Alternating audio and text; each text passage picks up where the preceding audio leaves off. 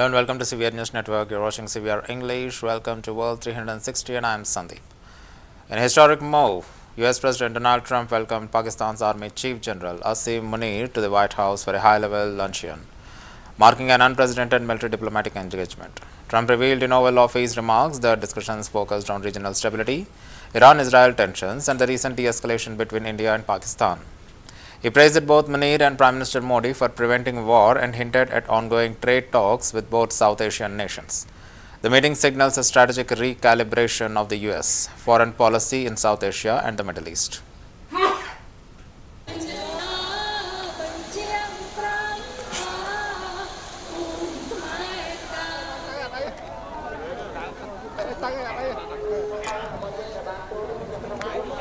Visual wrong.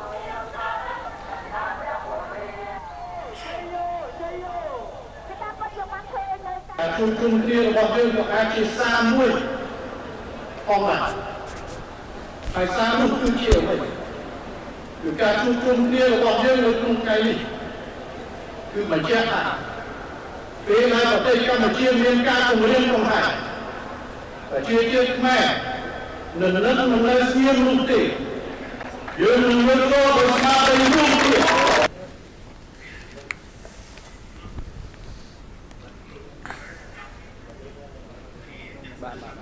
Something.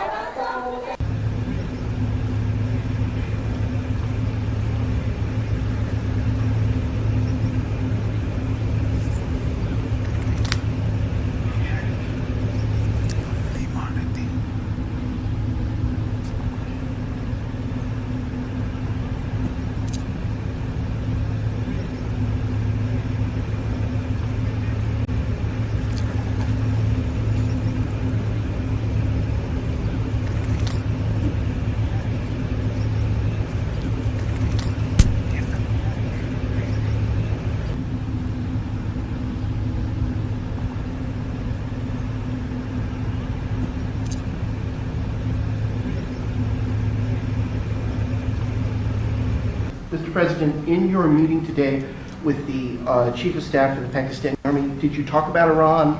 Did that come up? Is there anything you can share from that meeting? Yeah, well, they know Iran very well, better than most. And they're not happy about anything. It's not that they're bad with Israel. They know them both, actually, but they probably, maybe they know Iran better. But they see what's going on, and he agreed with me. The reason I had him here, I wanted to thank him for not going into the war, just ending the war. And I want to thank, as you know, Prime Minister Modi just left, just a little while ago, just left. And we're working a trade deal with India. We're working a trade deal with Pakistan. And they were both here. But I was with Modi a few weeks ago. He was here, actually. But now we speak to him. And I'm so happy. There was a deal that two smart people, plus, they have people on their staff too, but two very smart people decided not to keep going with that war. That could have been a nuclear war. Those are two nuclear powers, big ones, big nuclear powers, and they decided not. So I was honored to meet him.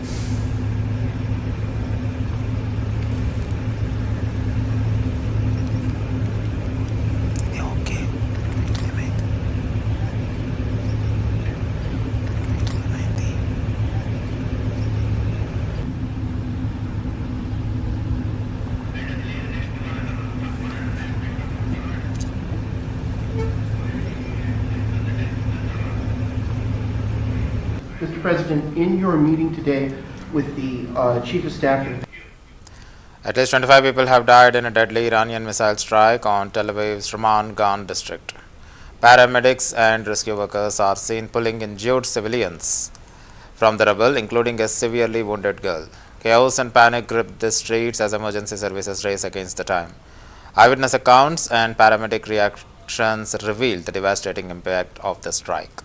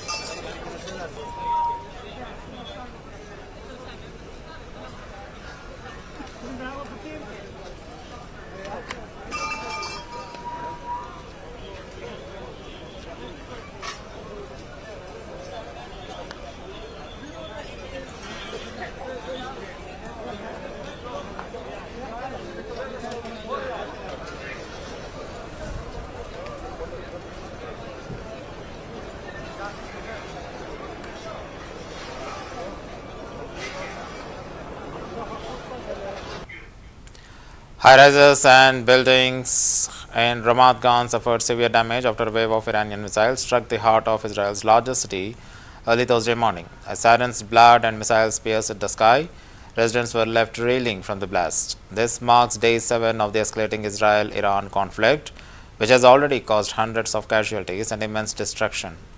Global fears rise as the region plunges deeper into crisis.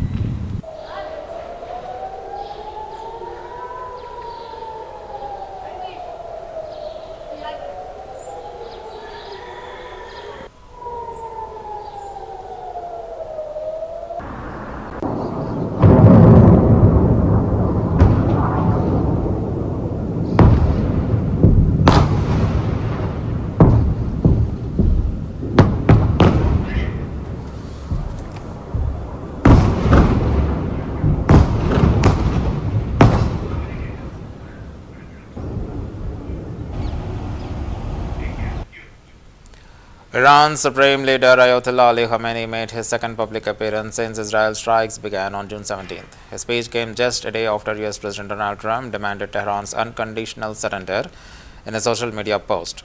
Trump claimed the US knows Khamenei's location and insisted it had no plans to kill him, at least for now. The confrontation marks a sharp escalation in US-Iran tensions amid the widening Middle East crisis. محکم می‌ایسته همچنانی که تا حالا ایستاده در مقابل صلح تحمیلی محکم می‌ایسته ملت ایران در مقابل تحمیل تسلیمی هیچ کس نمیشه ورود آمریکا در این قضیه 100% به ضرر اوست اونچه که او در این زمینه ضربه خواهد خورد به مراتب بیشتر است از اونچه که ایران ممکنه صدمه بخوره صدمه آمریکا اگر ورود در این میدان بشه ورود نظامی در این میدان بکنه صدمه جبران ناپذیری خواهد بود بدون تردید. اگر دشمن احساس کنه که شما از او میترسید، دیگه شما رو گریبان شما رو رها نخواهد کرد. همین رفتاری که تا امروز داشتید، این رفتار رو با قوت ادامه بدید.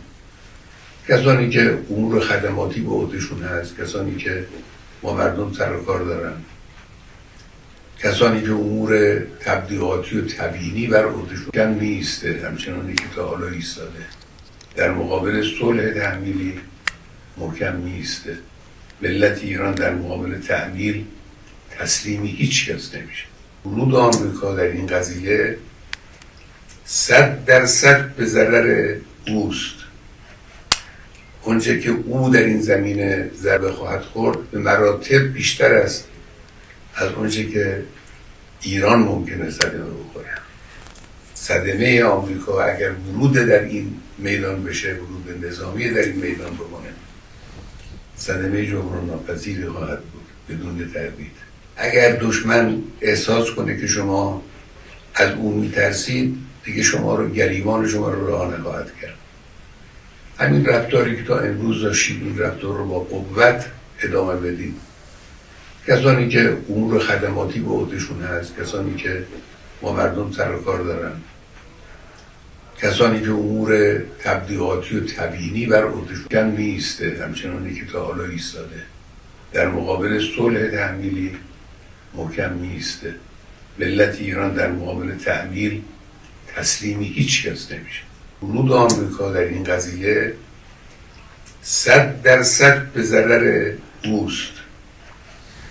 اونچه که او در این زمینه ضربه خواهد خورد به مراتب بیشتر است از اونچه که Exiled Iranian Crown Prince Reza Pahlavi released a video address on June 17th calling the Islamic Republic collapsed and irreversible, urging Iranians to reclaim Iran through a nationwide uprising. He claimed Supreme Leader Ayatollah Khamenei has gone into hiding underground and lost control. Pahlavi emphasized his government exiles' readiness, citing a 100-day transition plan towards democracy or unconstitutional monarchy. His message comes amid increased international tension and internal unease. خامنه‌ای همچون موشی هراسان زیر زمین پنهان شده و کنترل اوضاع را از دست داده است.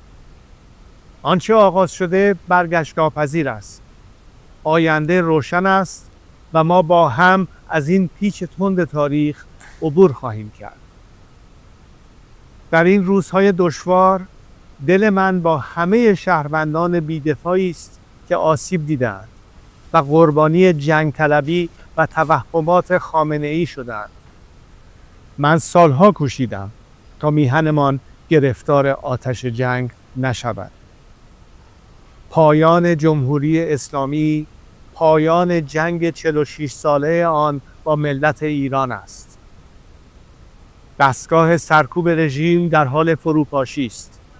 تنها یک خیزش همگانی لازم است تا این کابوس برای همیشه پایان یابد. اکنون زمان ایستادن است. زمان بازپسگیری ایران. همه با هم، از بندر عباس تا بندر انزلی، از شیراز تا اصفهان، از تبریز تا زاهدان، از مشهد تا اهواز، از شهر کرد تا کرمانشاه به صحنه بیاییم. پایان این رژیم را رقم بزنیم. نگران فردای پس از سقوط جمهوری اسلامی نباشید. ایران دچار جنگ داخلی و بی‌ثباتی نخواهد شد. ما برای آینده ایران و شکوفایی‌اش برنامه داریم. ما برای 100 روز نخست پس از سقوط، دوران گذار و استقرار یک حکومت ملی و دموکراتیک برای ملت ایران و به دست ملت ایران آماده ایم. خطاب به نیروهای نظامی و انتظامی، امنیتی و دولتی که این روزها بسیاری از آنها به من پیام می‌فرستند. برای حفظ رژیمی که سقوط آن آغاز شده و حتمی است، روبروی ملت ایران نایستید. خود را فدای رژیم پوسیده نکنید با ایستادن در کنار ملت جان خود را حفظ کنید. در گذار از جمهوری اسلامی نقشی تاریخی ایفا کنید و در ساختن آینده ایران سهیم باشید. ایران آزاد و آباد پیش روی ماست. باشد که به زودی در کنار شما باشم. President Trump told reporters on Wednesday on the White House lawn that he may do it, I may not, when asked if US will strike Iran, maintaining ambiguity over military action. Speaking alongside newly installed flagpoles, he emphasized Iran has got a lot of trouble and said Tehran wants to negotiate. Trump also hinted that attacks plan exist, but no final decision has been made. Clear component. And what time exactly, sir? Sir, would you strike it? Would you please inform us so we can be there and watch? I mean, you don't know that I'm going to even do it. You don't know. I may do it. I may not do it. I mean, nobody knows what I'm going to do. I can tell you this, that Iran's got a lot of trouble, and they want to negotiate. And I said, why didn't you negotiate with me before? All this death and destruction. Why didn't you negotiate? I said to the people, why didn't you negotiate with me 2 weeks ago? You could have done fine. You would have had a country. It's very sad to watch this. I mean, I've never seen anything like it. It's so, everyone thought it was going to be the reverse. I didn't think so. And I was telling them, you gotta do something. You gotta negotiate. So it won't be Harvey, but it'll be somebody. It'll say that guy. Have the Iranians reached out to you? Yes. And what did you say? I said it's very late. I said it's very late to be talking. We may meet. It's. I don't know. There's a big difference between now and a week ago, right? Big difference. Death and destruction. Why didn't you negotiate? I said to people. And at the end, last minute, they said, no, we're not going to do that, and they got hit. Remember 60 days, and then came the 60. 61 is going to become a very famous number. That was one hell of a hit. That first hit. That was one hell of a hit. Not sustainable, to be honest. That's where it ended. It ended on the first night. Yes. Will you strike the Iranian nuclear component? And what time exactly, sir? Sir, would you strike? The Pentagon is on high alert and prepared to execute any directive from President Trump concerning the escalating Israel-Iran conflict. Defense Secretary Pete Hegseth told the Senate Armed Services Committee on June 18th. While refusing to reveal the specific military options, Hegseth emphasized that the U.S. military remains fully ready to act. Lawmakers pressed for clarity as tensions in the Middle East rise and signs of potential U.S. involvement. As usual, to deflect attention from its own record of shame, Pakistan chose to spend almost its entire speaking time not engaging with the High Commissioner's comprehensive review of the global human rights situation, but obsessively focused on India with its tired, fabricated narrative. We have, in the past, suggested that Pakistan might serve its people better by addressing their own needs rather than making India the centerpiece of every intervention. That advice remains unheeded. Tellingly, it ignored the High Commissioner's most vital message, the urgent need to bring terrorists to justice. No surprise, given its desperation to shield its own protégés. On 22nd April 2025, Pakistani terrorists turned a serene sanctuary in Jammu and Kashmir into a killing field, carrying out a barbaric execution of 26 Indian tourists in Pahalgam in front of their families.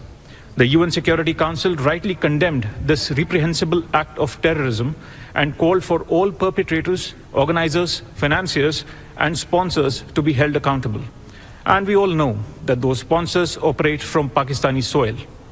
Pakistan's attempt to mischaracterize Operation Sindoor, our precise and proportionate response, as military aggression is unconscionable.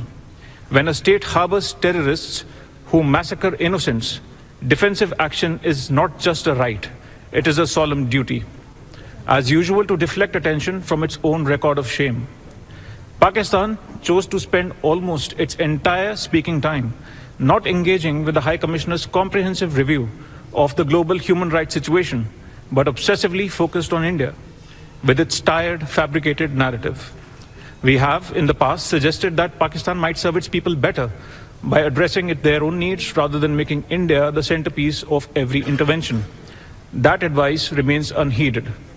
Tellingly, it ignored the High Commissioner's most vital message: the urgent need to bring terrorists to justice. No surprise, given its desperation to shield it. Russian President Vladimir Putin offered on Wednesday to mediate the escalating Israel-Iran conflict, citing Moscow's strong ties with both Tehran and Jerusalem. Speaking at the St. Petersburg's International Economic Forum, he proposed negotiating a settlement that allows Iran to pursue a peaceful nuclear program while addressing Israel's security concerns. Putin also hinted a plan to secure Iran's enriched uranium. The offer marks Russia's deepening diplomatic role in the volatile Middle East crisis. Possibility. Once we offered to our Iranian friends to work together in the sphere of the air defense systems. The partners did not show much interest then, and that is it. The Strategic Partnership Treaty which you have mentioned does not include any clause linked with defense area. This is number 2. And the third, our Iranian friends have not asked us about this, so there is nothing to discuss.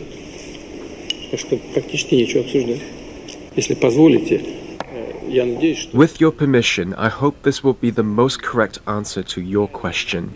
I do not wish to even discuss such a possibility. Possibility. Once we offered to our Iranian friends to work together in the sphere of the air defense systems. The partners did not show much interest then, and that is it.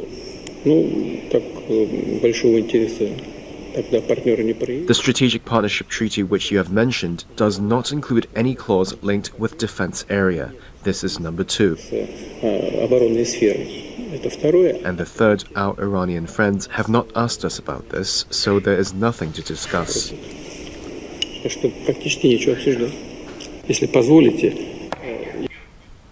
At least 140 Palestinians were killed in Gaza over a 24-hour period, according to Gaza's health ministry, as Israel gunfire and airstrikes intensified on June 17th. Among the dead are 8 seekers and civilians in Gaza City. Khan Yunis and Beit Lahiha medics reported multiple casualties from strikes on homes and encampments, including over 20 killed in a single residential hit. The IDF stated that it is targeting Hamas military infrastructure while taking the feasible precautions to avoid the civilian harm. However, hospitals like Al-Shifa continue to fill and wounded, and residents say suffering has deepened as global attention shifts to Israel's air war with Iran. The Gaza Health Ministry reports nearly 400 killed and 3,000 wounded since limited aid resumed in late May. The conflict sparked by Hamas' October 2023 attack on Israel has now claimed over 55,000 Palestinian lives.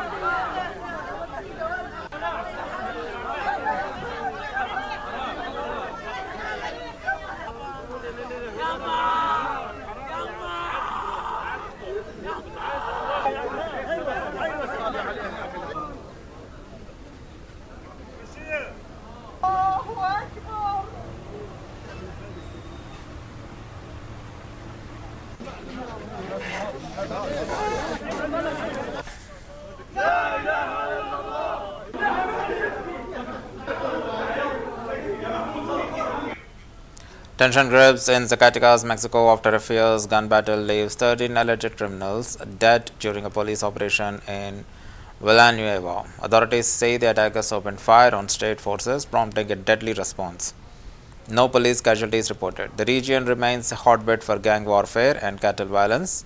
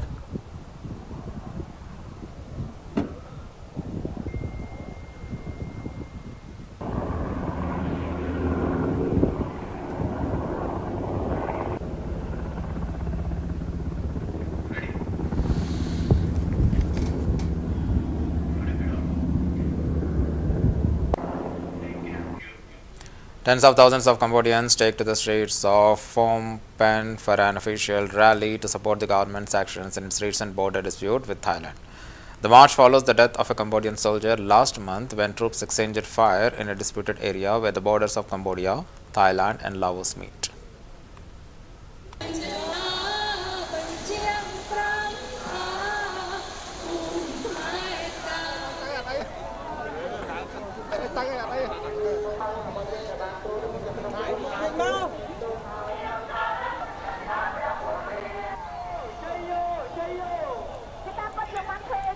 Chung kiaរបស់យើងក៏អាចជាសារមួយផងដែរហើយសារនោះគឺជាអ្វីគឺការជួបជុំគ្នារបស់យើងនៅក្នុងថ្ងៃនេះគឺបញ្ជាក់ថា Thailand's capital saw several hundred anti-government protesters gather outside Government House on June 9th, demanding Prime Minister Paetongtarn Shinawatra's resignation. The demonstrators followed a leak of June 15th phone call with former Cambodian leader Hun Sen, in which Shinawatra appeared differential and criticized a Thai military commander.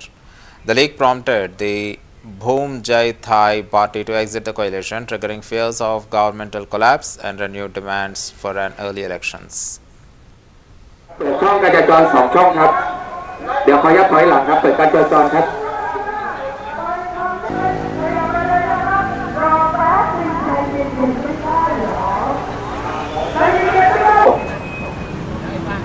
กะหรี่ก็แค่ขายตัวแต่หญิงทุก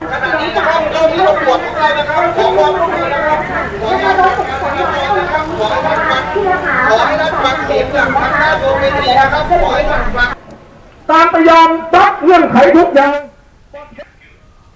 That's the end of the bulletin. Keep watching CVR News English.